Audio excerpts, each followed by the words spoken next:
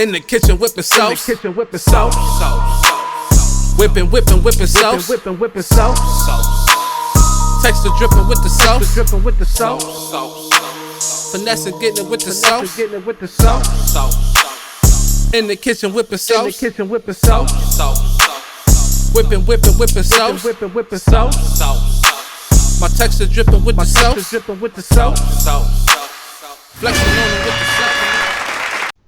Welcome to Chef Life TV. This is episode 11? No, wait. I did 2 the other day, so this is not episode 11. This is like episode 12. Hold up. I was really 13. Episode 13. Yes. 13. Am I 13. Yeah, you're 13. You're 13. Fucking lucky number 13, man. Chef Life TV, episode 13. Today I have Chef Logan Sandoval. He great chef, man. I've been keeping in contact with him for the past year or so. Yeah, I appreciate it, man. Yeah. He gets fucking busy, man. Especially when it comes to, I want to say, pitmaster, right? Pitmaster. I'm working on it. I'm working towards that title, but definitely something that I'm putting in the repertoire. Oh, all right, man. Well, let's just start off, man. And just before I ask you the questions, you know what? Fuck it. I'm just gonna get right into it because this is like I've been wanting to ask you this when I read your bio. So you used to be a MMA fighter. That I did. Yeah, that was a big part of my life, a huge part of my life. Can we like what got you into that?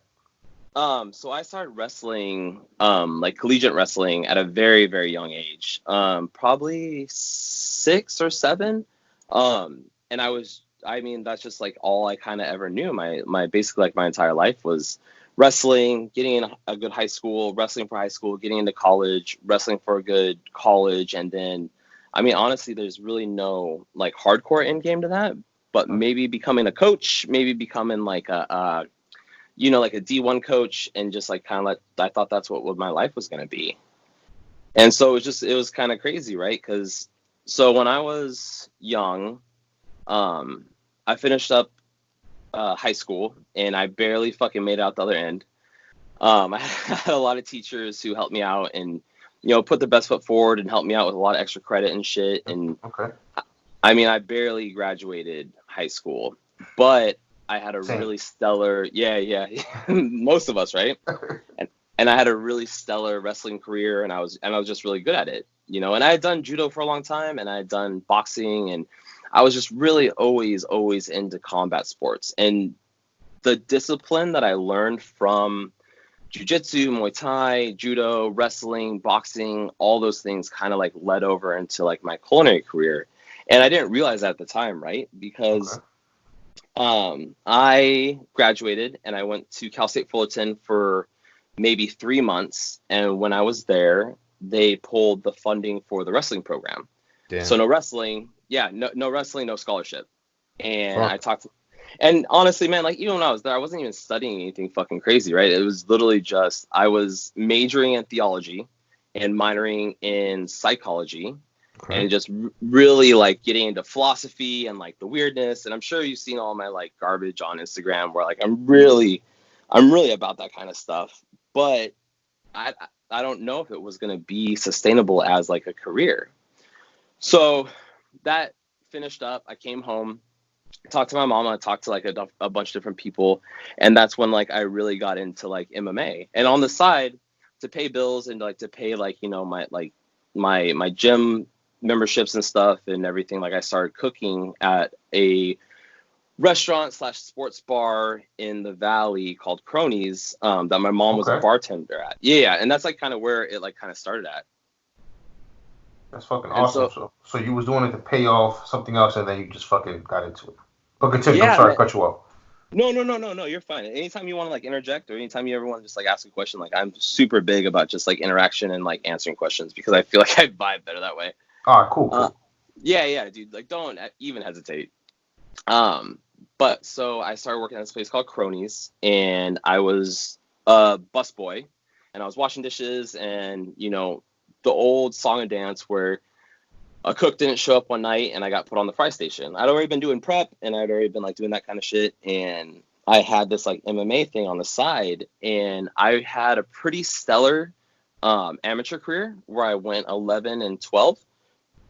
with my amateur. Yeah. And this was like right after I turned 18, 19. So it was like I was about it, you know. And that's back when, you know, MMA was kind of like blowing up, right? And like the UFC got big. There was, you know, Ken Shamrock versus Tito Ortiz, and like, you know, yeah, you know, back when it was a fucking like, man, when it was like an event, right? When it was just like fucking like craziness. George St. Pierre and fucking, you know, Matt Hughes and BJ Penn and like these big old fucking bangers, man. But that's back when it was just like someone was a wrestler, someone was a boxer, and like you threw them in a cage together. I mean, it's like human cockfighting. Like whoever made out the other end was fucking like about it. And I had a really good career in my amateur. And then once I like had that kind of cap, my coach and a couple other people came like, why don't you go pro? I was like, man, like, you know, like I love wrestling, I love judo, but it's just really not for me, blah, blah, blah. And they're like, nah, dude, like you need to go pro. And I was like, dope. Okay, cool. Like that's what I'm being told. But then on the sideline, I was working at Cronies, and then I got into culinary school because my mama, God bless her soul, like she was always about like the backup plan. Like you gotta have a backup. You gotta have a backup plan. Blah blah blah. Like you gotta have it. She's like, you know, I know you've been wrestling since you were tiny, but you gotta have something else, right? And I was like, no, this is what I'm gonna do. This is what I'm gonna do. And she actually went to look at the Cordon Bleu for some baking classes. And I remember like her bringing back the pamphlet and seeing it like on the kitchen counter and being like, man, that looks pretty cool. Like, you know, that looks pretty dope. And when I was in high school, there was a school that came through the Art Institute of Los Angeles, which I mean isn't around anymore, but I met so many people through there, and I still have so many connections, so many like lifelong friends and like mentors that that came out of that school, which was awesome. So I started doing that on the side, you know, and I would take all morning classes, and then I would button up by noon, and I would bomb back to the Valley, and I would. So did you go to the Cordon Bleu or Art Institute? The Art Institute. Oh, never. I thought you went to a Cordon Bleu for a second. I was gonna say, man, I went to a Cordon Bleu in Pitt, but yeah, keep going. No, and I mean, I know a lot of talented chefs that went to the Cordon Bleu, and once again, that's another school that's not around anymore. Yeah, you know, I mean, and the same thing with Art Institute. Like they buttoned up a lot of their schools at early. I think it might have been like 15 or 16, and you know, just like with the craziness that is like a for-profit school and like back and forth, and those things are always weird. And so, I was going to culinary school and I was fighting, and then I had my first professional fight at the young, ripe age of 19. Yeah. And man, dude, I stepped in that cage and it was fucking like, dude, I felt like I was where I had always meant to be. I was like, this is it. This is the thing, you know, and I got in. I was fighting at 155 at lightweight. And I fought this other dude who was like 1-2. So he had already had 3 professional fights underneath his belt. He was a rookie. Yeah, I mean, but I was a rookie too. But I mean, I walked in that cage and I literally picked this dude up. I put him on his back and I choked him out in like 1:45 seconds. And dude, I was just like on the highest high of my life. Like I walked out of there and like I was screaming, my coaches were screaming, my manager was screaming, like it was fucking awesome. You know, it was just such a fucking like high. It was so good, and it was so fucking satisfying to like get to a point where you're just like, man, this is what I've been working for. This is what I like do. This is what I cut weight for. This is what I kill myself for. Like it's insane. And so finished that fight, super stoked. Get out the other side, and my managers and my trainers came to me like, man, like, dude, you have this great amateur record. You have this phenomenal 1-0, you know, pro record. Dude, why don't you just go up to 170? Like, you're walking around at 170. You're killing yourself. Yeah, you're cutting weight. You're dropping like 15, 20 pounds every fight. Like, you are skilled. Like, go up and fucking, like, fight these guys. And of course, I was like, yeah, fuck yeah, you know, yeah, like absolutely. That's how it always should have been, you know. Oh shit. And still going on with the, you know, with the culinary school stuff, and like I was really, really digging culinary school, but it hadn't made that big of an impact on my life yet because I was so enthralled with these dreams of being George St. Pierre or BJ Penn or, you know, it's like it's the glitz and the glamour, right? It's like, man, like can I literally just make a career off of what I've been doing for ever? Yeah. You know, like for my entire fucking life. And so my following fight, we got some shit changed up. We changed my my license, and I went up to 170. Yeah, I think at the time, now it's 175, but at the time it was like 170 was like the cutoff, and you could like weigh in at like 170.5. And so I weigh in, yeah, and there's this other dude. I mean, right now I'm like 230, so I can't even think in the right mindset at, you know, that kind of weight class. So I went up in weight, and, you know, got to weigh-ins, weighed in. There's this other dude who's on the other fucking scale, and we do like the square off and shit. And, you know, we square up, and the pictures are taken, and, you know, like all the good shit's going on, and like everything else. And so that comes and goes, weigh in, go back home. I eat a bunch. I fucking like get hydrated and shit. And then I, you know, literally the following day, 7:00, you know, main event, like I walk into this cage, and this dude ragdolls me for fucking 15 minutes. Literally just beats my ass from fucking Monday to Sunday for fucking literally 15 minutes. And I was just like, fuck, dude. And I'll never forget continuing to go back to my corner and talking to my coaches and talking to like my people, and just like every time I go back to my corner, I'd be like, coach, he's too fucking heavy. And then and I'll never forget it, right? Because after that first round, like, dude, your mind just starts collapsing around you. So you went from like, absolute high the first match to like, fuck, the second like match. Why? Oh, dude. And like I had been in tons of wrestling matches too, and like I'll be the first one to admit that I've gotten my ass beat plenty of times. And anyone who's in MMA or who's in boxing or who's in combat sports who tell you that they've never gotten their ass kicked are either soft or they're lying. Yeah, absolutely. And so, man, like, you know, I didn't get choked out. I didn't get fucking knocked out. I didn't tap. I mean, I took my beatings for fucking 3 rounds for 15 minutes, and I walked out with a broken orbital, a couple broken fingers, dude. Yeah, a separated rib, you know. And I'll never forget my coach being like, man, like, I just really hope this doesn't deter you. And that's all it fucking did, because like I was just over it, man. I was like, dude, my entire life, like my entire like wrestling, my boxing, everything, like for fucking what? To like make $300 per fight? So do you feel like you should have stayed at the weight you was at? Yeah, but that was like, because I was so young and my body was developing so fast, like, you know, quote unquote, as like a man, it wasn't sustainable for like my build. I'm only 5'9". I'm pretty short, but like because my chest is so wide and like I have that like quote unquote barrel chest kind of shit, it's just like I'm too big to fight down there and for it to be sustainable. I mean, if I had kept going, I mean, I would still be cutting hella weight and still killing myself. And so went home, kind of like, you know, licked my wounds, cried a lot, drank a lot, cried some more, continue to teach judo and kind of like still be in the gym and still be that person. And as that was happening, I mean, there was a definite shift, right? There was a shift like just in like life in general, where wrestling and MMA and boxing wasn't so important as like the entire rest of the world. And it was crazy too, because I'm not gonna say it was like overnight, but it was definitely very sudden, where I was like, man, like I don't have to do this. Like there's other ventures.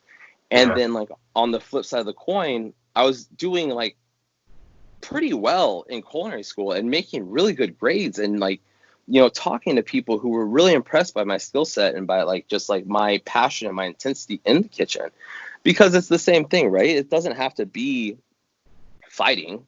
It could be in the kitchen. And that's where I kind of like transversed into like the kitchen mentality, because then I started working for a couple places and I started like taking school seriously. And man, I tell people a story all the time. I was in a Garwanger class, right? And they had to show up at like 5:00 in the morning, because in the beginning they want to like weed out all the, like the people who aren't built for it. Copy. So So all the most intense teachers were the first couple classes. Mhm. All the most intense class, I mean, the skills class, the stock classes, like, you know, were all the very, very first classes. Absolutely. And yeah, and because that's how it has to be. Because as a school, you're not trying to ship people out to be trash. You know, like, you're not trying to like send people out with like your name on them to like fall short.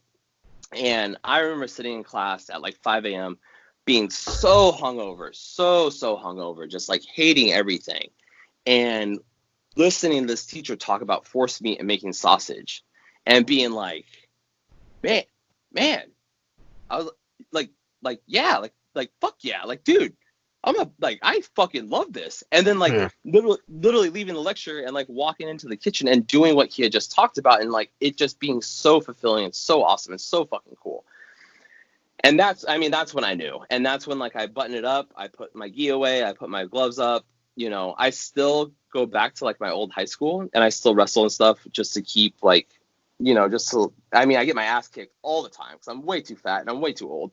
But I still go back and I still get my ass kicked by these like 12 years old, 13-year-old, 14, 15, 16, you know, these high school kids. But it's still good. And wrestling and sports teach so much to a person's integrity and to their discipline and everything else. Just like with my daughter, you know, it doesn't matter if she wants to go into wrestling or if she wants to do judo or if she wants to play the clarinet. Like, I mean, have some extracurricular activity, have something that like feeds your soul and satisfies you, because if not, then you're just like spinning the wheels. Yeah, and I'm a very, very big proponent to that. Stay busy. Yeah, you have to. I mean, because like they say, man, like idle hands are the devil's work. And it doesn't even have to be religious or anything, but like literally like bored people do stupid shit. They really fucking do. But yeah, so like in culinary school, I got a couple stages to Malise and Providence, which were awesome experiences. And then I got a job offer at Providence on Melrose, and I worked there for maybe 4 or 5, 6 months. I mean, just the Garde Manger station. I was still going to culinary school, and it was experience, man. It really taught me what fine dining is and could be. And like the people that not that I surrounded myself with them, but the people that surrounded me were super intense, super heavy, super passionate, super fucking like about their work and about their process. And they weren't even like, they were barely like parties, but these people just exuded excellence. Yeah, man. And I was just like, man, like how do I get like how do I become like this? Yeah, you know, it's not like that anymore, man. You know what I'm saying? No. Times change, bro. It's completely changed. And I feel like, you know, because what are you, like early 30s? Yeah, I'm 33. Yeah, I just turned 30 in September. I'll be 31 this September. And I feel like we're the last. Yeah. Last like generation to really appreciate fucking hard work. Yeah, bro. To just really appreciate killing yourself for fucking like the satisfaction. It doesn't matter about the. I told Chef Adrian from Top Chef when she was on the show. I told her that, bro. I was like, yeah, I feel like, you know, because I told her that her Top Chef season was like my generation of chefs, you know, that came in and busted their ass. After that, it was totally different, bro. Yeah, and I mean, I was just on the Food Network. Yep, I saw that, man. Congratulations, bro. Thank you, dude. Thank you. I really that was fucking awesome. That was awesome. Man, and I mean, we'll get back into it, but like, dude, I made nothing out of fucking everything. Yeah. But yeah, like 2009, 2010, we definitely saw a shift as a whole to our industry. People changed, the things changed. I don't know whether it's just us as a species or us as like culinarians, but people got so much more soft. And like, I'm not here to like bullshit. Disrespect, right? Yeah, but it's just the way it is, though. It's the way it is. Yeah, you know, and I'm not gonna blame HR. I'm not gonna blame people. I'm not gonna blame anything. But like, one, as a society and as a species, we're getting softer, and that's why this whole coronavirus is such a fucking clusterfuck. And then two, you know, the game isn't what it used to be. There's so many people doing so many incredible things out of their backyards, out of their fucking homes, out of like, you know, off the interwebs.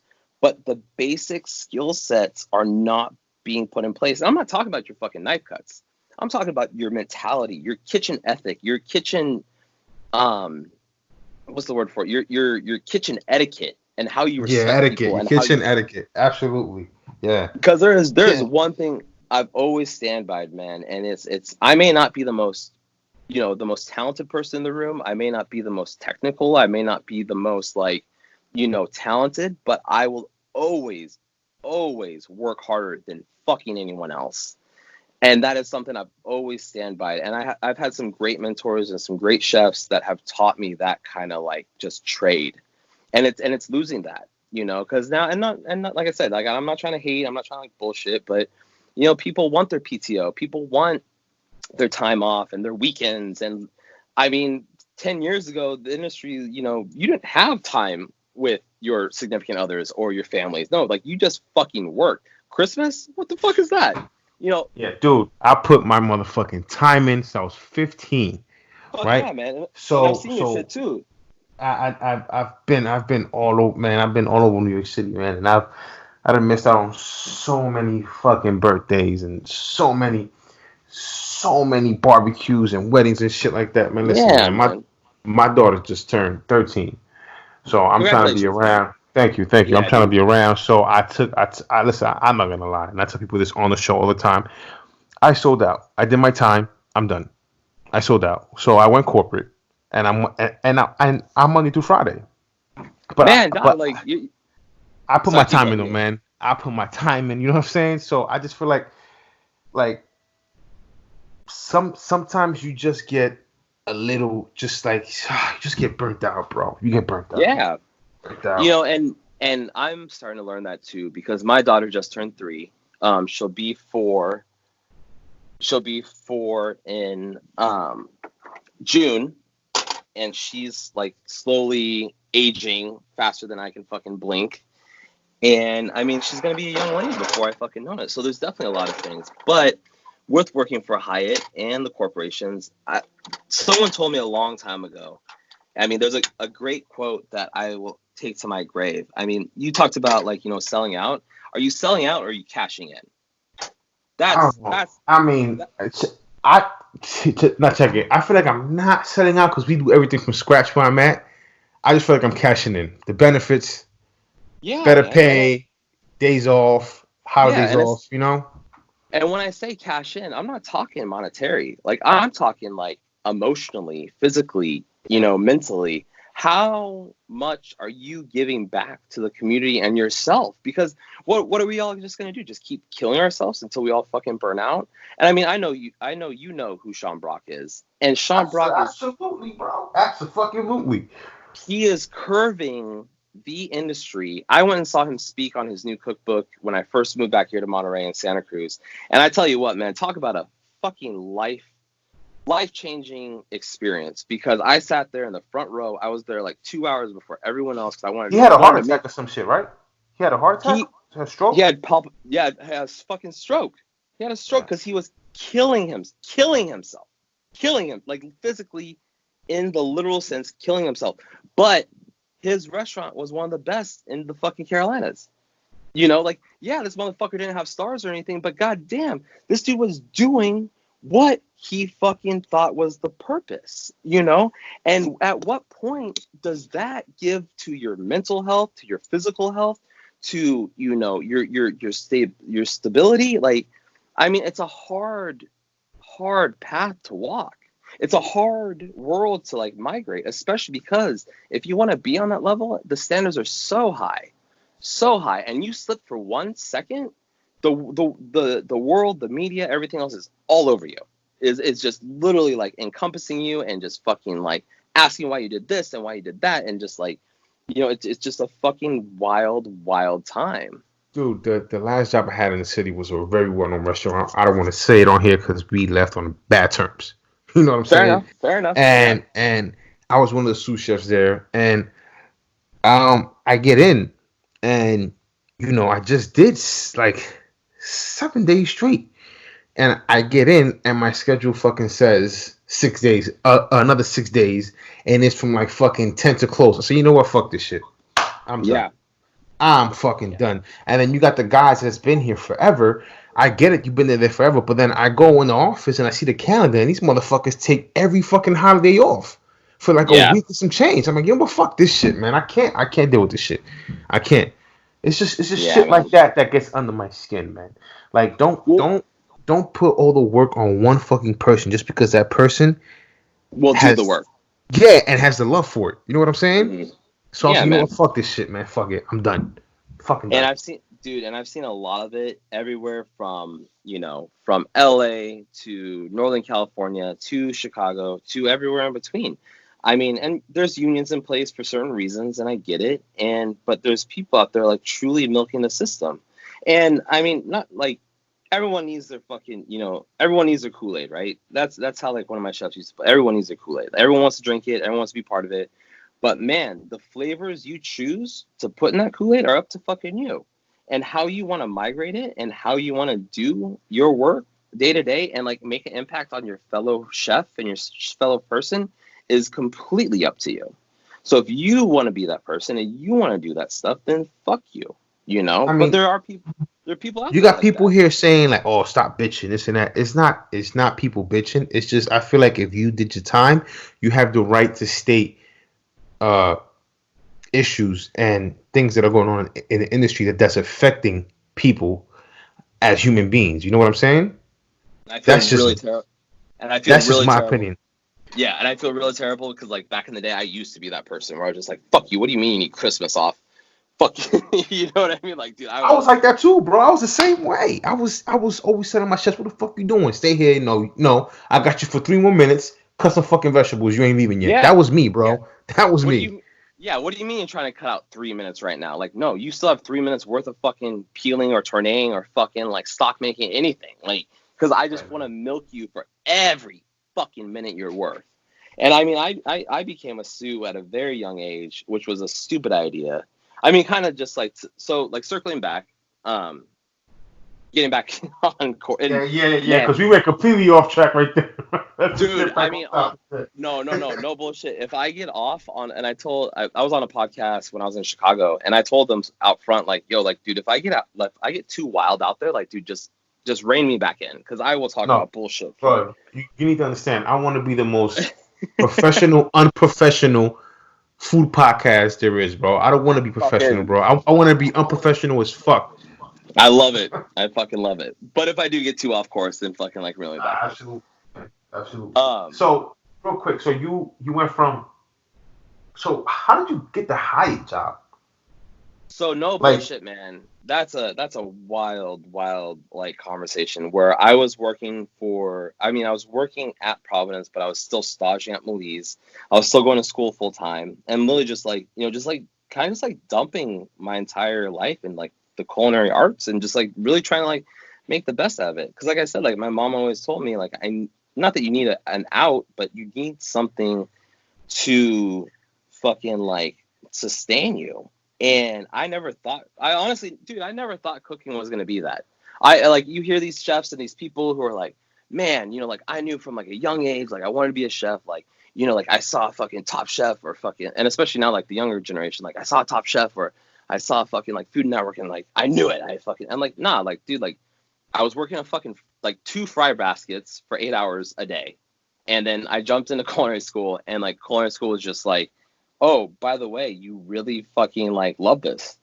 And just going to classes and talking to people that were passionate and talking to people that were like super about their fucking lives, and not lives like personal life, but like lives about like chefs. I was like, fuck, dude, like, man, if I could dump this much into fighting, why couldn't I dump this much into fucking like cooking? And really taking it serious and like being about it. And so my mom was out one night, and I mean, seeing that like the Valley is like a pretty small place, just like in general. And so she was out, and she was talking with a come to find out like a chef, and I don't even like remember what his name was, honestly. Like, and I wish I did, because I mean, he obviously changed my life. And so like he was like, well, what do your kids do? Like, what's your like kids about? I'm pretty sure he was like trying to hit on her, but it just didn't work out in like his like favor. And so she was like, well, like my one kid's like in culinary school. Like, oh fuck, like I work for Hyatt in Westlake, like, you know, we're looking for cooks, we're looking for like, you know, people to come in. We're like in a really big hiring season right now, so like, why doesn't he just like apply? And so like my mom came home, told me about it. I was like, man, like I'm really not about like corporate shit. Like I'm really just not about like, you know, like, because I was really really wanted to do fine dining and really wanted to be like in those restaurants and shit. That's But always the then, goal when you first start off, ain't it? That's always the oh fuck fucking yeah. goal. But then I realized, you know, I could be making $11 instead of $6. I have full Absolutely. benefits. I Yep. have like days off. I have PTO. I was like, oh shit, you know. And so I applied. I interviewed really well, with this dude named Steve Johnson, who was executive chef at the time. Like shout out Steve Johnson, who will always be one of my mentors. And I got the job. And then I started working, and I just kept working, and I was coming in early and like leaving late and picking up art culinary magazines and looking Those are at the like, best. Those are the fucking best. oh Bro. dude, and especially if you look back at them in like the 80s and like the Yeah, late man. 90s, man, the shit they were doing back then Fucking awesome. it's fucking insane. Those guys were curving the industry. Like Yeah. those guys were like like all our molecular bullshit that we do now was literally out of their fucking back pockets. That's what all these motherfuckers were doing. You know, like fucking making gelees and making fucking like, you know, like gastronomy. Like that was the real fucking deal back then. It was gastronomy with a capital G. And so like reading those books, it just got me so fucking excited. And like working for Hyatt, I knew that I could learn so many skill sets working for hotels. And like just learning. And then, you know, one random day I picked up a book called The Devil in the Kitchen, you know, and they talked about England and Marco Pierre White and how he was and like everything in between. Oh dude, total boss. Total fucking like boss. But I mean, like after reading that book, it was like life changing and like learning you could be fucking crazy and be intense and still put as much work into it as anywhere else and get the results you wanted. Because for the first time in my life outside of fighting, I saw an industry and I saw a community that your success was literally based off your hard work. And that to me was just like fucking like, holy fuck, like, oh my God, like, you know, like I could be successful just by fucking working hard. Like, shut the fuck up, you know, like, and you have all these other industries and all these other fucking pencil pusher jobs that, you know, you gotta do like the side work. You gotta do like the weird shit. You gotta fucking like walk through it and stuff. But like cooking, for what cooking is, if you just work hard and you dedicate yourself and you push yourself to the fucking utmost extremes, you'll be successful. And you sacrifice the sleep and you sacrifice the time and the fucking holidays and everything else. And that's why like I gravitated so hard to the industry.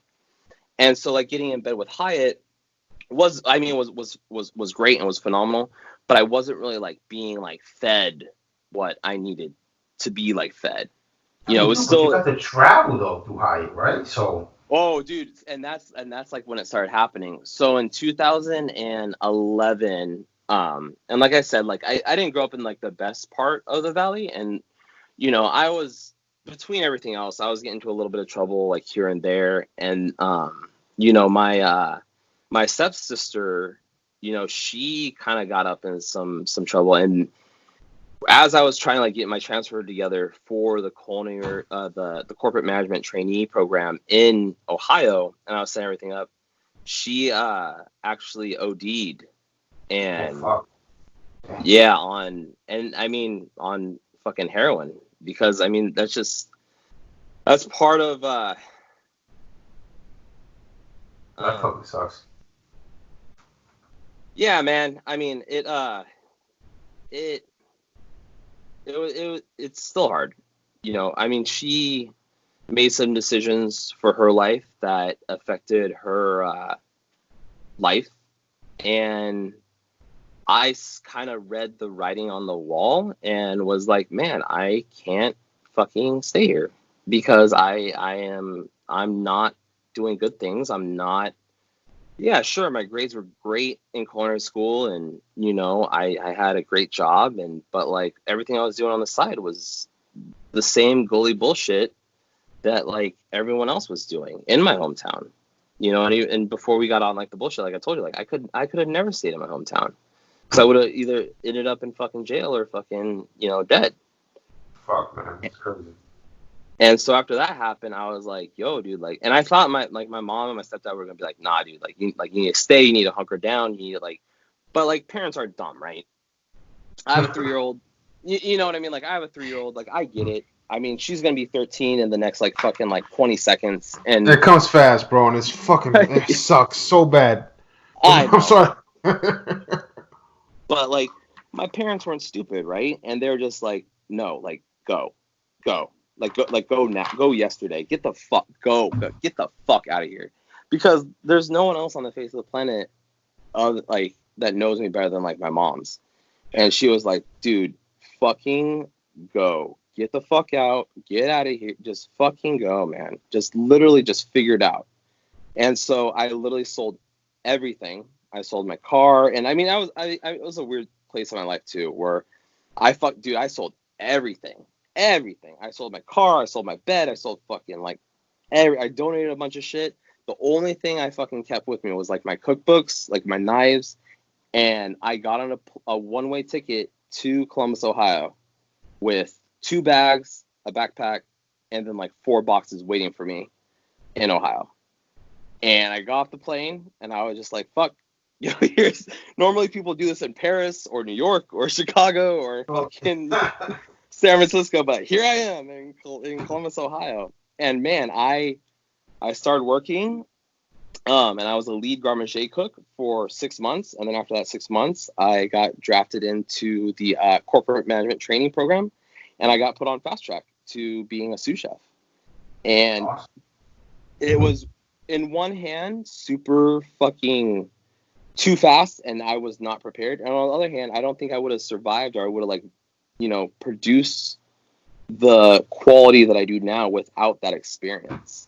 Because I went through it, they put me in. I mean, I had to wear a suit for like 2 weeks, which was so fucking weird. So weird, because like you go through and you do, you know, you work with the sales department, you work every single position in the hotel, because they're literally just trying to groom you to work in hotels. And I'm so it was like culinary school all over again.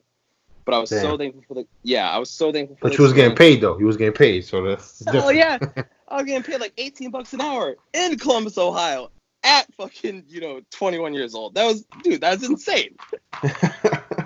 Insane. But I met a lot of good people in Columbus, Ohio. Like I made a lot of good friends that I will keep with me for the rest of my life. And I had a lot of good experiences. And the chef that I worked for in Westlake was the chef there who brought me out. And so like, I just kind of just like took it all in, and after a year and a half, after completing that, I was actually like 2 or 3 months early of my program being done. There was a job opportunity in Kentucky, in Louisville, Kentucky. And it started as me going down to help for Derby, which turned into a full-fledged like salary sous chef, like real deal, like big boy job. And that's, brother. I went to Louisville, and I don't know how the hell you was able to stay there, bro. Because that town is scary, bro. First of all, it's pronounced Louisville. You gotta say like you got some like balls in your mouth. Second of all, honestly, dude, like Louisville is a great city. It truly is. There's a lot of up and coming people, and a lot of people who are really dedicated to food. And I remember when I moved there, right? And I got my transfer, and I packed up all my shit, and like it was the first time that Hyatt ever paid for like my transfer. And I'd done a little bit of research on it, because dude, being from California, like dude, before I moved to Ohio, I had maybe been out of the valley maybe 6 or 7 times. I was one of those people who were just like, there's nothing outside of like LA, and I don't need to see anything else. So fuck everyone, and I'm not going to do anything. And then so when I fucking like rolled up in Columbus, Ohio, I was just like, man, there's a lot more than just California. Yeah. And seeing, and not to get like on a tangent, but like seeing the produce and meeting farmers and learning about, where animals came from and how they fucking like develop themselves. And so, I mean, we'll get into that conversation in a second, but when I moved down to Louisville, and I got the job offer of sous chef. I was 23. I went from making, the $18 an hour to, I think it was like maybe 45 a year. Dude, To hold me, up. Me and you went to Kentucky around the same time because what years were you in Kentucky? I was there 2011? Or no, was that? No, I didn't get to Kentucky until 2013. Oh yeah, you came after me. Yeah. April of 2013. Hey, I'm sorry, guys. Think about my bad, bro. No. I mean, and I always talk to people too. I'm just like, man, because like you meet so many people on the Hyatt and everything else, like you kind of just like. There's times where like you should have met some other people, and like it's just the world's a wild place. It's so insane. And so worked in Kentucky, lived in Kentucky, but man, I mean, dude, my first year, because I was in Kentucky for 4 years, or just shy of 4 years, and my first year was just hell. It was so awful. It was so terrible, and it was it was so overwhelming because before that, if I worked extra hours or if I killed myself or if I like had pushed myself, there was always extra pay, right? With overtime, with like all that shit. And I was always the first one to be like, no, chef, like I will work 20 hours a day. I don't give a fuck. Like, like I will be that person. But then when you get fucking stamped with the mark of the devil, which is salary. Oh yeah. Like, yes. Dude. Yes, changes. It's over for you, bro. It's over for you. Dude. And I still tell managers now, and I'm not that old either. Like I'm only 3 years old, but I tell these like 24, 25-year-old managers, I'm like, yo, like, do you really want to make this decision? Like, do you want to give it another year? You better enjoy that hourly while you can, dog. Because once you get salary, you're getting milk, dog. Dude, you're getting milk, you're getting beat, you don't get reach arounds, like you are just getting fucking put out on a line. And so the restaurant that I took over, Sway, where I learned so much, so much, just about as a chef, as a manager, as a cook, as a person, because man, dude, the world just like changed. It changed my whole perspective on the industry because I was like, holy fuck, like this is what it means to be like a sous chef. Like man, I'm not even the executive chef, and I am just getting fucking blasted. And I was still up to no good. I was still drinking heavily, and I was still like partying, and I was still like, man, like, I mean, I would show up to work late, and I was just like, man, like, dude, this is too much. I wasn't taking it like seriously. Most of us at that time. Oh fuck yeah, dude, I was 23, 24. Yeah. And so there was one day that came, and I'll never forget it. It was late 2014. Maybe like October, November, and my executive chef sat me down with the general manager and the HR director, and it came out of nowhere too, because like that's how they fucking do it. And they put me on an action plan, whereas like if you don't improve your performance and what you're doing in the next 3 months, we are firing you. And I was like, shit got real. That's what happened. I was like, shit got real. I was like, can you do this? Are you allowed to do this? Like, are you fucking like, what? What do you mean you're fucking like gonna fire me? And I mean, that real conversation you have to have with yourself. You have to like sit down and really, really rethink what you're doing as like, not a chef, not a professional, but as a fucking human.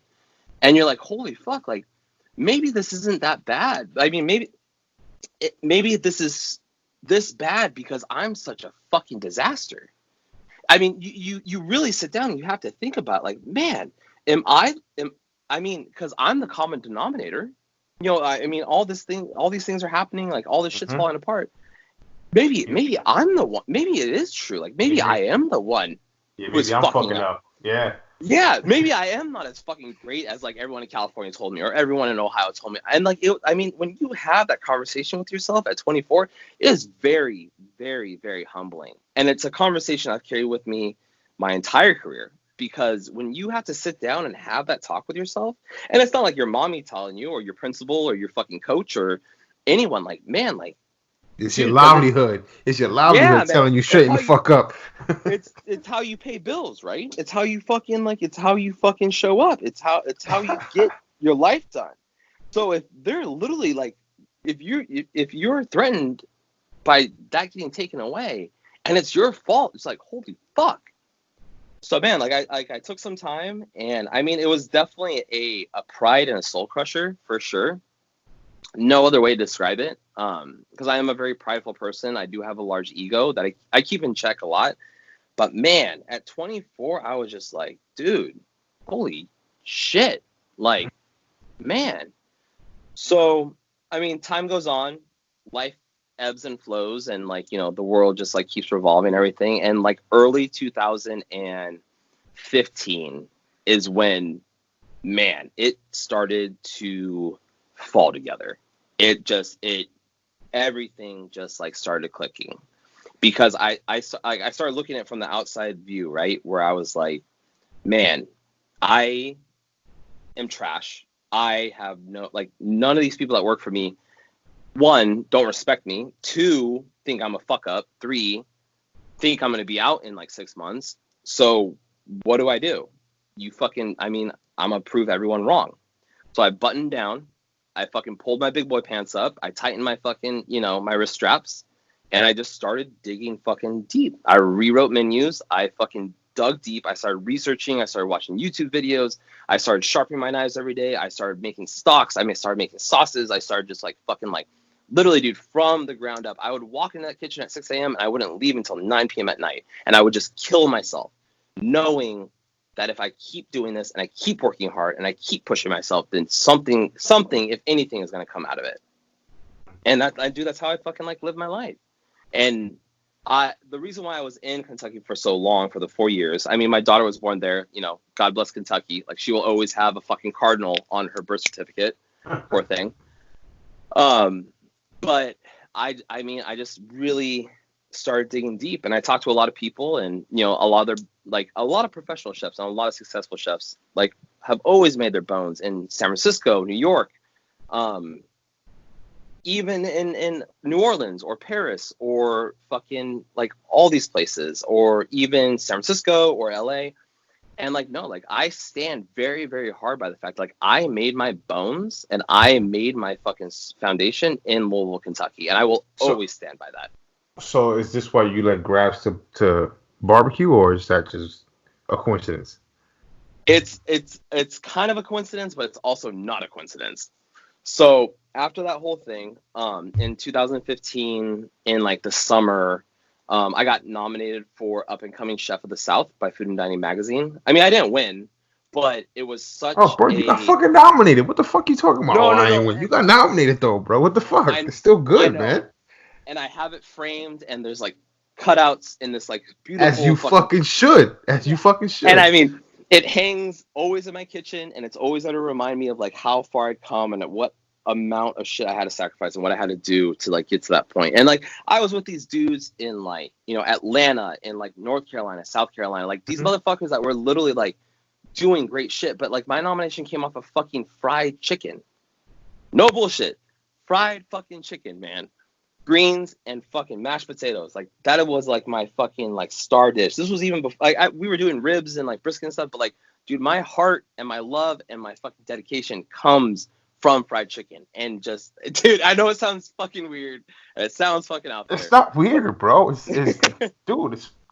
it's fucking culinary. It's chef life. Ain't nothing weird, bro. Nothing weird.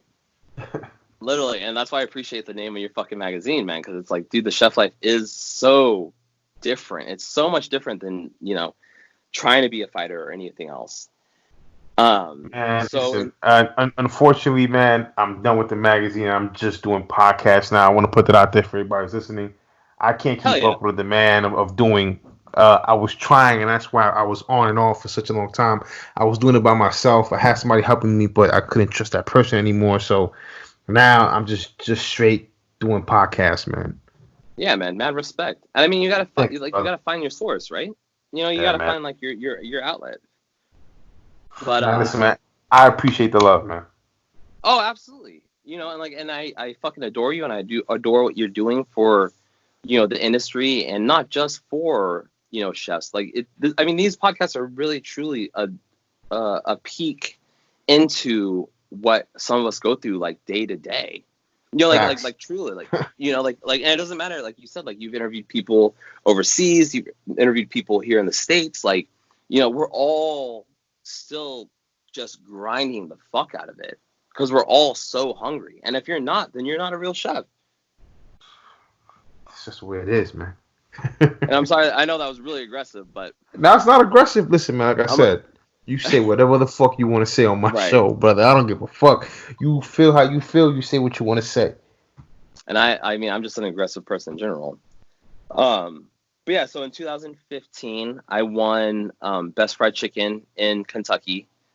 And then I did it back to back the following year in May, right after the Derby, which is like a big thing, like the Taste of Louisville. So I was this like white Asian kid out of LA who was making better fried chicken than, you know, Popeyes and fucking the Colonel and like fucking all these people. And like, dude, these like old black ladies were just like, man, like, who are you? Dude, the fact that you're a white Asian chef and you got nominated for fried chicken, collard greens, and fucking mashed potatoes explains this career, and that's fucking awesome, bro. Yeah, and it harks back to those like early mornings in culinary school, right? Because if you're not willing to do like, and not that like fried chicken shit, but like fried chicken, I mean, that's not Michelin star food. It can be, but like what I was doing is it was just good home cooked food. And that transpired and translated so much more to so many people. And that's what I'm about. That's why I fucking love smoking meats. And that's why I love fucking doing barbecue. Because, man, like, yeah, you could do a dope dish and you could plate it elegantly and fucking use tweezers and squash blossoms and microgreens and gelees and everything else from back and forth. But unless the food tastes good and it's ready for, like, the normal human being, then what's the fucking point? Like, truly.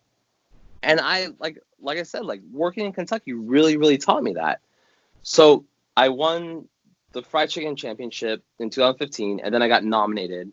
And I had a photo shoot, and I had, like, these magazine articles, and it was just like, dude, it was, like, such a fucking high. It was such a high. And so then, like, did you feel like when you won your first match? Yeah, going through all that you got the same high, right? Man, no one's ever fucking asked me that before. But yeah, dude. Yeah. Fuck yeah. That was such a satisfying moment in my life. Yeah, dude. Like, fuck yeah. Like, that is, no one's ever asked me that before, but that's like the fucking truth. Man, good on you, man. I fucking love it. I mean, it makes sense though, right? Because yeah. You got a high from knocking somebody out, you win it, and you get a high from almost, you know what I'm saying? Yeah. Knocking the Colonel out. But so 2006, and like kind of backtrack a little bit, I got in a little bit of trouble with like the law in 2014 in Kentucky, and that's why I was there for so long, because I couldn't leave the state. I couldn't like migrate anywhere. I couldn't do anything. I got a DUI, and I had some like priors on my record, and I kind of, not that I got stuck, but it was like, it's going back to talking about. Man, you were a wild boy, homie. What the fuck? Yeah, dude. Yeah, dude. I mean, I'm a great person now. You know, I'm figuring it out. But yeah, that's why I was in Kentucky for 4 years. And I was in Kentucky for 4 years, and the moment I got my shit cleared up in late 2016. So 2016 was like a magical fucking year for me, because my daughter was born that year. I was like doing great things as a chef. Congratulations, man. Thank you. And I mean, I was like doing what I talked about earlier, where I was just like, I was dedicating every minute of every day to cooking, because it doesn't have to be Michelin star food. It doesn't have to be this like crazy shit. Like, you just do good home cooked food and just make something out of it. But the moment that my shit got cleared up, I was like, all right, I'm out. I've spent too long here. I mean, there's more I could do, but I wanna leave. I wanna go. And this dude Pietro transferred from Milan, Italy, from a 2 Michelin star restaurant that he as an exec to, and he was like fresh off the boat Italian, and moved to Kentucky for his first executive chef spot. And he, like, quote unquote, he wanted American money, which I completely understand. I completely get. And he got out. Dude, he transferred from Milan, Italy to Louisville, Kentucky. And the experiences and like the life that I lived with him for, 6 months, was absolutely undescribable. And like watching him work and watching him develop me as like his sous, because we had cut staff down and the banquet sous chef had transferred. And so it was just him, the executive chef, and me, the sous chef, and then it was just like all line employees. And so like I was running banquets and the restaurant, but I mean the hotel was only there's only 300 rooms, so it's pretty small. But at like 25, 26, it was immense. But the support and like the knowledge and the nurture in like a really, really roundabout European way that PHO gave me is something that is irreplaceable. Absolutely irreplaceable. Because awesome. Because it fed back into my need for fine dining. Right? Yeah, absolutely. And we made fried chicken amazing. And we did chef's tables and we did like crazy shit. But I'll never forget like walking into the kitchen one day and being like, look, like it's time for me to go. And he was completely supportive and he was completely on board. And I remember the conversation with HR and like, not that he was heartbroken, but like I could have stuck around and I could have worked with him for another like maybe year, just learning. But it was just the time, right? I just needed to fucking go. I just needed to get out. And so that's when I took the job here the first time around in Monterey. So this is early 2017. Mid 2017. Came here, worked for the Hyatt, loved it. My executive chef went out on disability, and then my exec sous quit. And then so that summer of 2017, I was basically like standing executive chef. And you want to talk about a undertaking and a humbling experience, that because like I feel like that's how all my experiences have been, right? It's one high to one humbling experience to another high to another humbling experience, and it's curated me and it's created who I am as a chef. And so I was here in Monterey. I mean, summer in Monterey is fucking crazy. I mean, the population goes from 35,000 people to 300,000 people. The tourism is out of control. We have this thing called Michelin, which is this high-end car auction that for some reason takes place in Monterey, and that's what like they do here. And so, I mean, I watched Jerry Seinfeld walk down like a line of Porsches and be like, I want that one, that one, that one, that one, and like leave. And they button them all up and they fucking like pack them up and they send them to his fucking house. I was like, holy fuck, like goddamn, like man, I wish I had money like that. And so that's fucking awesome. Yeah, so I was here for 6 or 7 months. Loved it, loved the people, loved the staff, loved the gelling, and just because people looked at me as the executive chef, it was like so fulfilling, so like just so good for my soul and for my career. But then the hotel sold to so I wanted to stay with Hyatt because that's all I had ever known. And I was like, I'm out. You know, like I'm who they sold to? Who they sold to? To Davidson. No idea what it is. It's a hospitality management company. Oh yeah, it's a good thing you got out, man. Well, now I'm back, and we'll circle back around for that too. But yeah, so like I was like, yeah, like I'm not really down with it, and there was a lot of aggressive staffing changes that didn't sit well with me. And they wanted me to go from salary back to hourly as like a working manager. And I was just like, yeah, man, there's too much writing on the wall. There's too much weirdness. I'm not feeling it. Yeah. So I got on, the Hyatt job board, started looking around. I started, emailing people, talking to chefs. And, I found a spot down in San Diego at, the Hyatt La Jolla as a sushi chef. I had never done sushi before. I had never worked with sushi before. So what the fuck made you just go and do it, bro? That's crazy. Because, dude, I have this weird thing about myself that if I'm not just like trying the hardest all the time, then what the fuck is the point? Like it just, dude, I don't know. And like one part was obviously scrambling for a job and scrambling for someone that could pay me what I wanted to. And another part was just like, dude, like I ask myself all the time, like, why the fuck not? Like what? Like why not? Like what's stopping you? Like what's going to tell you that you can't do sushi? Like, what's telling you can't do smoked meats? What can't? Like, what is holding you back? And I was like, fucking nothing. I mean, this is obviously an internal monologue that I talk to myself a lot, and it worries a lot of people in my life, but I'm working on it.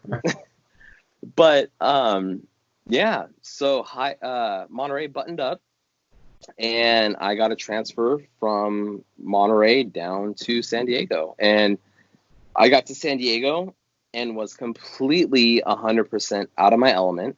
And I didn't know the first thing about sushi or fish or, I mean, we all know the basic shit, right? You know, like we know how to fabricate salmon. We know how to do fillets or, you know, halibut or like, you know, the super, super basic shit. But when you deep dive into sushi, it is in fucking encompassing. It is complete. It's a whole nother world of cooking. And it's not even cooking. It's raw fish. You know, and I met some really, really solid people. And the guy that I replaced, I forget what his name is. He had transferred, and so the position was open. And so when I came in, he had been there since like 2001, or like early, like almost like the late 90s. And he had just like done it how he was taught from, you know, the mid 90s, and that's how he had ran the restaurant his entire career there. And so when I came in, I was, man, this was 2000, like late 2017, like November 2017. Okay. And I show up and I'm like 28 and I'm just like, look, you know, like I had like my first staff meeting with all my cooks and like my sushi cooks. And I was just like, okay, I don't know what the fuck I'm doing. So anyone that could give me some advice would be really fucking dope right now. And man, you think like saying something like that would like shock your employees, but man, the trust and the integrity you build with a staff is like insane. It's just, it's almost like overwhelming, you know, because you had some balls, bro. Yeah, I mean, because I didn't know what else to fucking do. Honestly, like I didn't know, like, you know, and that's crazy.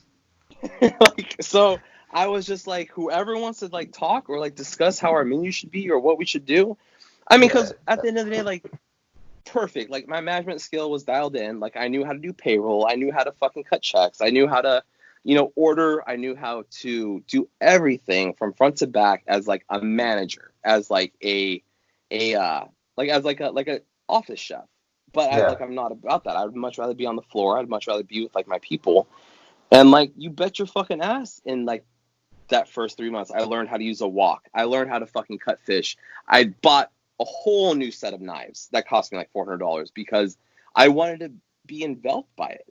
And like the flavors and the profiles and the intensity and the meticulous discipline that came from sushi just built more into the back of my head of, you know, the fine dining, of the fried chicken.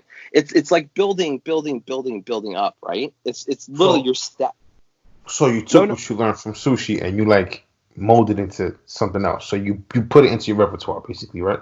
Absolutely, man. Because I knew I had to learn from people. Like, because I can't just like show up and like, you can't pretend you know how to make sushi. Like, you can't pretend you just like, you know how to like fabricate this fucking kampachi or this fucking, you know, this oppa. Like, you can't fake that shit. So if I would have literally gotten up to like a station with one of my cooks and been like, oh, this is how you do it, and completely fuck it up, then how much worse do you look? How much fucking like, how much more worthless do you look? The shit talk is gonna start real quick. Yeah, absolutely. And like being young and being hungry and like being this like long-haired tattooed guy that just rolled in and replaced like this like squeaky clean, you know, white sushi dude. I mean, there was a lot of shit to like live up to.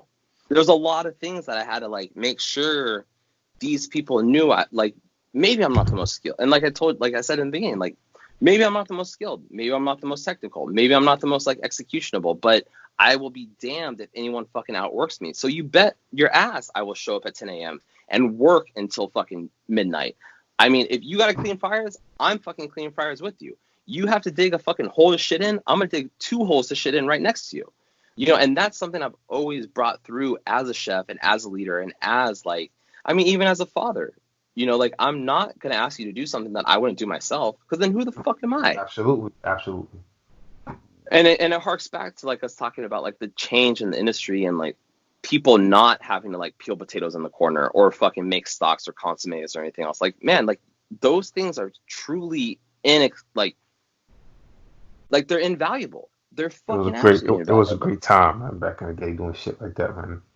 Oh, awesome. But at the time I wanted to fucking kill myself, and I fucking hate it, and I wanted to go back to fucking fighting, but it was still awesome, though, bro. It was a great experience, man. No, coming into the kitchen, man, I fucking loved it. And sometimes I miss the line, and I tell myself, shit, I go back into fine dining. But then I think about it, I said, nah, I can't. I'm past that. I gotta be home. I can't go back into a fine dining restaurant, you know? Sucks. It sucks. You can do your own thing, though, man. You can. You just gotta get there. You gotta figure it out, you know? I mean, listen, man, I love doing this, man. You know, doing the show, doing the podcast, it's a way for me to still give back in a way, even though it's not through fine dining. You know what I'm saying? Yeah, absolutely. I feel like I can still give back, man. Hey, don't get me wrong, man. There's times where I'm sitting here, you know, and if my wife could come on, my wife will tell you that for a minute, I was always back and forth. I tell myself I can't do it, then I'll leave. Then I find myself working at Lavo. I'll go somewhere else. I find someone working here. Then I come back. It kept calling me, man. But now I feel like I'm a retired hustler. I can't go back. You know. Yeah, dude. That's real. That's real shit. That is the truest form of that. And you know, it is what it is, bro. Yeah, dude. And I mean, and what's not to say, like, after your kids move out and shit, I mean, you open up like a small spot and you don't have to do anything crazy. That's what I'm learning now, right? Is like, it doesn't have to be Michelin star food, but if it's good fucking food and people want to eat it, then fucking fuck it, dude. Like, that's what people are fucking about. All right. So let me speed up a little bit because we've been talking for a minute. yeah, dude. Like I said, like fucking just like. Nah, don't get me wrong, bro. Like, it's just that my wife needs her because I'm using her laptop. Hey, please, bro, edit this part out.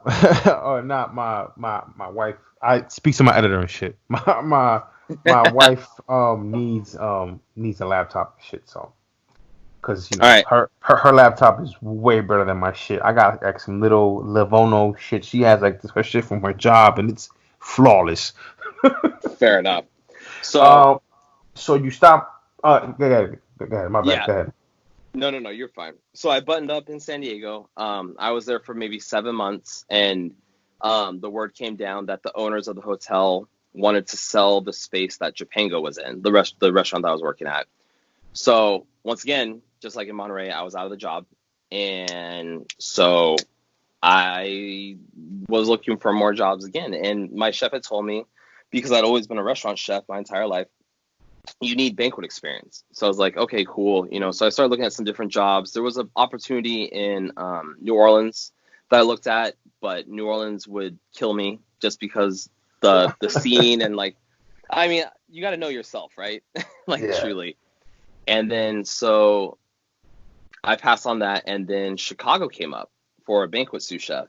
And I remember walking to my chef's office and being like, yo, like, I want to go to Chicago.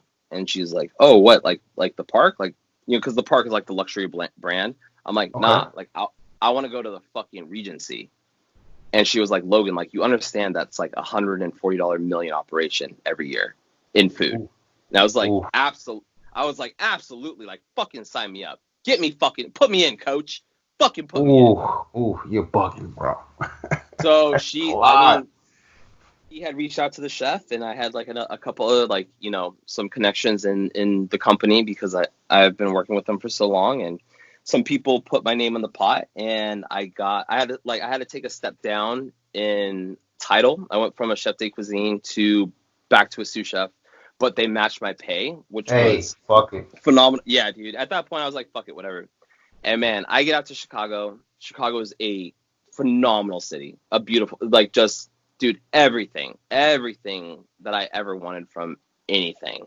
So get out to Chicago. My first 2 months were just overwhelming. Looking at EOs, looking at BEOs, looking at contracts, looking at like what we had to do for the day.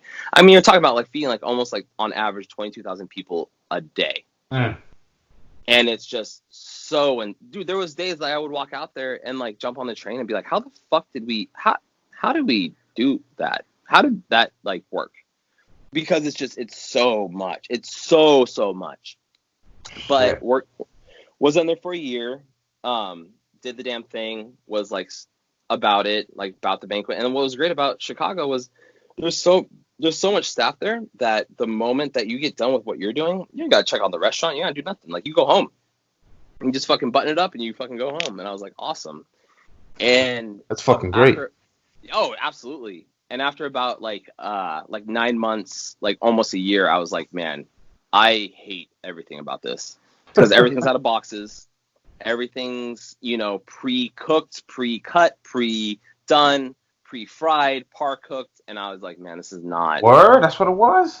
Oh, absolutely, man. Because, I mean, when you're feeding like 20,000 or like even like in the evening, like you're feeding like 6,000 people and you got like 6 guys with you, I mean, it's just you have to buy out of the box. You have to use U.S. foods. Yeah. You have to use fucking Cisco. And it just wasn't feeding my soul, man. The city was great. But that's when I had got linked up with Jacob Bickelhop, and he was opening up his new restaurant, Stoneflower, which is 2 Michelin stars. And I went and staged for him, and it was like working with Pietro again. It was insane. It was so encompassing and so satisfying and so just like, man, like literally only doing, I mean, because we had 2 seatings every night. It was one at 5:30 and one at 7:30. Both seatings were 15 courses apiece. And I mean, it's only 30 dishes, right? But there's only 3 of us. But every fucking dish had to be mind-blowing. Every amuse, every fucking touch. And like, God bless Jacob, because he's so fucking neurotic that I mean, man, like the way I am now, and only working for him for like 6 months has changed my whole outlook on food. And how was it working for him, bro? Was he like a hard ass on you, or? I mean, he was, and there's a lot of misconceptions about him and his history with 42 grams and who he is and like what he did. But I mean, and Eater has chewed him up and spit him out, and there's been a lot of people in Bucktown and like the surrounding neighborhoods who are just shitty, who are just fucking shitty. And yeah. I am here to tell you, and you and whoever else listens to this podcast, that like Jacob is a fucking godsend to the culinary industry, because he is just so meticulous and so about his craft that it's compulsive, it's obsessive, and I have so much respect and love for that kind of shit. I've been DMing him the past few days. Dude, if you could link up a podcast with him. Yeah, I'm trying, man. Bro. I'm trying, and I mentioned your name, and he said, "Hold up, I got it right here." Got it right. Let me look it up for you real quick. So I was just talking to him no less than 7 hours ago. Man. Yeah, he said, "Awesome guy, great guy." Yeah. Yeah. Well, and I mean, and when I showed up when I first reached out to stage for him, he looked at my resume and he's like, "Dude, you're like a chef. Like, why do you want to come work for free?" I was like, "Because you're fucking amazing, dude. You're fucking like, you're so dope, And I don't give a fuck what happened. And like after talking to him and like learning about his like ex-wife and stuff, like there's so much more to the story than is just there's a lot of chefs that I know that won't work with him because of his incidents or whatever. And I'm like, man, don't get involved in nobody's personal life. If a guy's a good chef, he's a fucking great chef, right? Well, I mean, and like I tell people too, like I became friends with him, but like when I worked with him, I didn't show up because I wanted to be friends with him or I thought he was like a good dude. I learned that he was a good dude. I showed up because I knew he was skilled. I knew Absolutely. Because I went and staged at Oriole with Sandoval for a little bit, who has the same last name as me. And dude, I just got pushed into a corner and I just like filled up liquid nitrogen and like made like stock. And I was just like, dude, like, not that like we were just talking about, like, that's what you have to do. But I was like, man, like, I'm just not like about that kind of shit. But when I worked with Jacob, dude, I was asshole to elbow with that dude. He was asking me how things tasted. Like, this is a 2 Michelin star chef asking me, who's this fucking like hotel puddle hopper, of just like, hey chef, what do you think about this? I'm like, well, first of all, don't call me chef. because I am just a fucking commis at this point. Two, the fact that you care about my opinion is just like making me fucking like melt. And so it was just such a crazy experience. And like when I staged for him the first time when he was opening up Stoneflower, we had 2 services. The first service, there was this other guy, Remy, who had flown in from Atlanta to come and like stage for him, but he had to catch like a flight. And like the first day, we all worked together, we got all the prep done, and then the second day, Remy had to leave after like the first service. So the second service was just literally like 8 people sitting at this table at this bar, and like literally just Jacob and me. And I can't tell you how many times I shit myself working next to him and plating with him, but I shit myself a lot. It was incredible. It was fucking amazing, dude. And anyone who thinks any different than Jacob is out of their fucking minds. Oh man, listen, man. I mean, if you're standing up for him, man, it says a lot. So it's a good thing. And I will always stand up for him, because the Jacob I saw was not the Jacob that Eater put out, or the Jacob that fucking, the Chicago Tribune put out. The Jacob that I know is a fucking genuine, gold-hearted person who all he cares about is the food.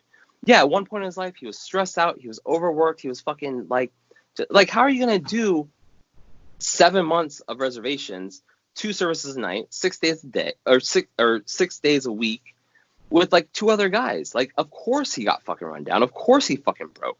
No, who else wouldn't? Yeah. But with the mentality and the fact that he came out of the gates with 2 Michelin stars, dude, people kill themselves over that shit. Kill themselves. I'm sorry this dude like fell off for fucking like a half a week. And I will still vet that motherfucker, And him and I were talking. No, that's dope. That's fucking dope. That's dope that both of y'all, that you got to link up with him. But go ahead, continue. No, but I just have massive respect for Jacob, and he fed so much of my soul, and just like working with him and like learning from him.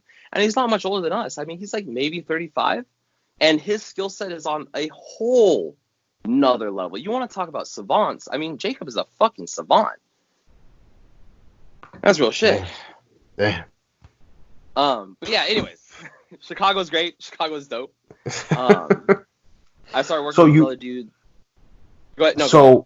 I'm sorry, man. So I just want to touch base on what you're doing now, right? Because we've been talking for a long time, and I know. I just want. Yeah, I'm sorry, but No, dude. Like I said, like I get out on fucking tangents. So I finished up. Yeah. Oh no, go ahead. So you work with who else in Chicago? You said.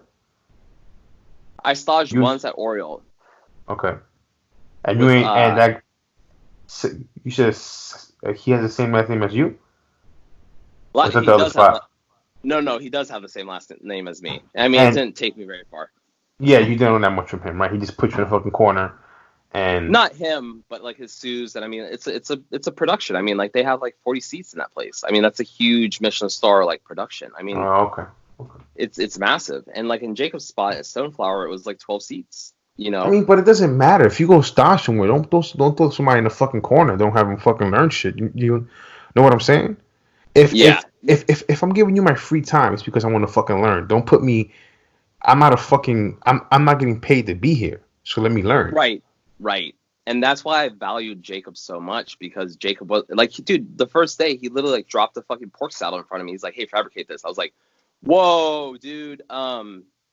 You want me to fabricate this for you? He's like, yeah, fucking get at it. If you have any questions, just ask me. I was like, thanks for the trust. I was like, fuck. I would have shit a brick, bro. I did shit a brick, and then I went outside and shit another brick when I was smoking. Like, fuck. This dude's asking like fucking like real shit. But I mean, in the small time that I worked with him, it was just so fucking like rewarding. And he was like, dude, he gave great like feedback. And I was working for him, and then I was working at the Hyatt, and then I got picked up by these dudes from Schmiel who we were doing like, they were doing like home cooked meals like Grubhub or Uber Eats. And like when I got linked up with them, that was really successful too, because that's when I started fucking smoking meats. Like all the shit. Oh, here we go. Okay. Yeah, like all the shit I learned in Kentucky and like I kind of like forgotten about. I was like, man, I bought a cookbook. I mean, not a really well-known cookbook, but it's called Aaron Franklin's, barbecue cookbook. It's kind of a big deal. And I just poured over it, and I just like read it, and then I got my fucking first brisket, and I smoked it, and it was fucking game over. Yeah, man, that's awesome. I smoked my first brisket in April of 2019, and my barbecue game has turned from a hobby into like something that's really fucking successful and something that I'm really developed in. Because when it comes to smoking meats, especially brisket, especially plate ribs, you have to be so meticulous in your process. Otherwise, it's going to turn out like shit. Like your heat, your combustion from the wood, because I don't use a Traeger. I don't use, like kindling sticks. Like I cook with all oak. And like all the barbecue we do now, there's no gasoline, there's no fucking starter. It's literally hickory. Straight wood. I start with hickory charcoal, okay. And I mean maybe like a pound of it just to get like my coals going, and then I just feed it, and I feed it, and I feed it, and I feed it for 12, 10, 13, 14 hours, and I smoke brisket, and we converted an old 120 hot box into a smoker. That's fucking dope. And that to me was huge, because like we had, once I moved back here to Monterey after I got done in Chicago, after like we buttoned everything up. Because coming back to Monterey and working for the Hyatt, they offered me a really good chunk of change, and just like that's where like my kid's mother wanted to be, and like that's where like like we really thought the next steps in our life was going to be before this whole fucking pandemic bullshit. Mm-hmm. So we came back, and like the moment I got back, I was like, we need to start a barbecue program, because no one else is doing it in the peninsula. No one else is trying. No one else is fucking doing good barbecue. So let's fucking get at it. And so you're doing it with the Hyatt, or you're doing it? Both. Okay. I'm doing it with the Hyatt so I don't go crazy, but I'm also doing it. I'm trying to get it going on the side, and I had like these big plans to do it on the side after I came back from, because I was in San Diego helping on task force, opening up a restaurant for them down at Paradise Point in Mission Bay. And so when I got back, like I had this like website done up, I had like all these things in place, and then I come back, and then all of a sudden it's like this pandemic. Like no one wants to move, no one wants to go anywhere, no one wants to fucking do no shit. Fucking sucks, man. Sucks. Dude, so you're like you travel, bro. You're like a travel chef, man. So the industry got you to travel. That's fucking awesome.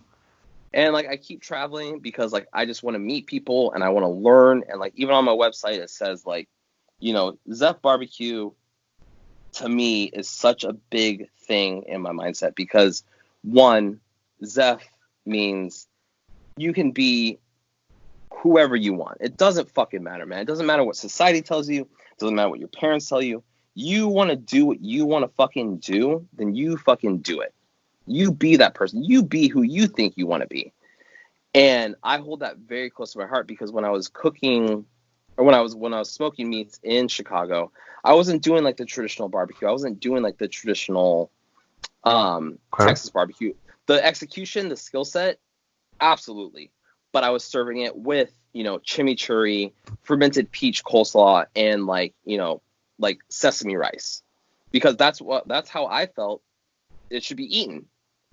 And so to embody a word like Zef, which comes out like the apartheid out of South Africa in like the late 90s, it's huge to me, given like I love Die Antwoord, and those guys are as weird fucking comes, and that's what I fucking pull it from. So to be able to cook food and do food the way I want to is so much more, and it's everything, right? Just to kind of just like recap and like button everything up, between working for Michelin star restaurants and working for Southern cookeries and doing fried chicken, smoking meats, and going on Food Network, it doesn't matter what people think of your food as long as it's good. As long as it's hitting all the right notes and doing what it needs to do for people, then who the fuck is to tell you can't serve fucking chimichurri with brisket instead of barbecue sauce? Who's to tell you can't serve cold soba noodle salad with brisket or plate ribs when all they've ever had was mac and cheese? Mm. So you lighting up right now, huh? I hear that. Yeah. Ain't nothing wrong with that, brother. Ain't nothing wrong with that. So I'm trying to touch base on something you said here that I like. I'm trying to quote you on this thing, and I sent it to you earlier. Traditional Texas style barbecue meets no so traditional taste. Yeah. What do you mean by that, man? So I mean, the barbecue I present and the barbecue I sell people is truly deep down at its roots Texas barbecue. But what really is barbecue? It transcends so many cultures and so many different places on the map. We have Hawaiian culture, we have Japanese culture, we have Middle Eastern culture, we have African culture, we have, Mongolian culture that we've all roasted. Don't forget the Tainos down in Puerto Rico and Dominican Republic. They barbecued Yeah. as well. People don't know that. People don't know that. And in Brazil, and in fucking, Peru, and all these other fucking weird, in Okinawa, and all these weird fucking places across the globe. So there is something to be said about bringing people around, and not to like quote like Francis Mallman, but I am going to, but like to bring people around a fire and feed them and have them satisfied over your food is so much more than the stars or the Hyatt job or, the awards or accolades. It's bringing people together, and it's bringing cultures together, and it's making things that are not familiar. You don't want, because you don't want to be alien, right? But you do want to be familiar. And the one thing that we all cross-reference and one thing that we all realize and what we all get is good fucking food. And it doesn't matter if it's barbecue or if it's Chinese takeout or if it's fucking, sandwiches or, a hamburger.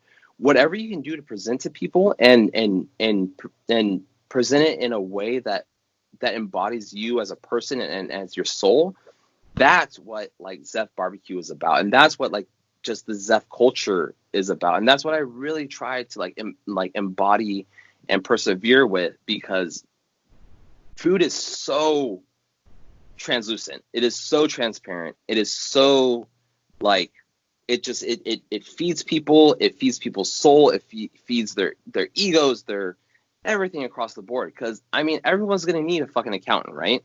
Mm-hmm. Everyone's going to need a doctor. Everyone's going to need a dentist, but once every 6 months.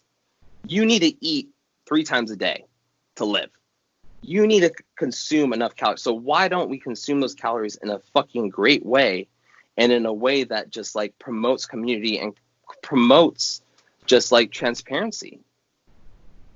Not to like dive deep or get like weird or anything. And listen, like I said, brother, listen, man. This platform's for you, bro. Say what you want to say. Yeah, but no problem. That's truly what it is, though. Like it's. I mean, like when I say traditional Texas style barbecue means not so traditional taste. Yeah, I'm cooking brisket and I'm doing ribs in the traditional Texas style, but I'm presenting it the way like I feel it should be presented. And in the day and age of social media and everything else, and representing yourself, I mean, so why not sell it with chimichurri and get down with like fucking like South America? Why not serve it with, furikake rice and get down with Japan, or serve it with like a fermented pineapple peach coleslaw and get down with like Hawaii and fucking the Polynesian Islands? So it's just like, it's more about flavor and being transparent in the flavors than trying to just like stick to these old customs. Dude, this bowl in your website looks like a fucking like a barbecue brisket rice bowl. This shit looks amazing, bro. Yeah, dude, that was a schmeal. Like, dude, and people were buying that for $8. I sold that shit for $8, man. I wasn't trying to kill people. Like, I just wanted people like understand like my culture and like my want to feed people. That's what it was about. It wasn't about the ego, or it wasn't about the stars or anything else. Like everything, like our whole conversation like led up to, everything that I've always wanted in my life fell to the wayside when I was just feeding people good food. And that's so much more important than anything else. Hey, man. That's awesome. To sum it up, to like fucking like wrap it up. Well, I want to ask you one more question before we head out. Yeah, absolutely, man. Right, and thank you for letting me fucking go crazy and fucking like get all over the place. My platform is for chefs to let out, say what they want to say, talk about what they want to talk about, man. You don't have to apologize for nothing. If anything, man, thank you for coming on, and I'm sorry that it can't be longer, man. No, I know, because I could go for another fucking like 2 hours. I asked these questions, so I'm gonna pick one that I think is pretty cool. So, damn, I hate when I fucking misplace my fucking questions, bro. Don't we all? You pick three chefs that you can sit down with and just pick their brain and smoke a spliff with or drink with. Who would it be? Dead or alive? So literally, like you sent me that question, and it was one of the main questions that I thought a lot about, right? Because like all the other questions were really good, they're really well thought out, but that one was like, man, like I was sitting there, I was like, fuck, dude, like that's like a heavy question. And I mean, obviously the first one, not to be super like hipster and shit, but like obviously Anthony Bourdain. Absolutely, bro. Absolutely. And not just, and because he wasn't a great chef, right? He was just a great representative of our culture and like of our industry. And just to ask him questions, I met him twice when he was on book tours. That's awesome. And it was just such a like, it was so good to like see him speak, and like especially now that he's gone, so fucking good. And I mean, the second one would be Francis Mallmann, for sure. That's the guy from Argentina, right? That's Argentinian chef. Yeah. I mean, he lives in Argentina, but his restaurants and like what he does a lot of his work out of is in Chile, off the Patagonia Sea. The Patagonia, yeah, he has an island there, or some shit like that, right? Absolutely, and I mean, he has a great episode on a Chef's Table. Yep, awesome. But literally to like listen to him talk on that show, and then like literally to be able to sit down and like share a glass of wine with him would be insane, because he is just, the way he speaks is so romantic, and it speaks so much to my soul, and just like feeds such a big part of like my passion, because like, man, he just embodies it, and he is about fire and cooking with wood and like being that fucking person and that chef. And it's just like, dude, like I would love to sit down and fucking cut it up with that dude, honestly. And I mean, honestly, the third one is like my grandmother, who hasn't been like, I mean, she passed away like a handful of years ago, and she is the one that taught my mother how to cook, and in turn taught me how to cook.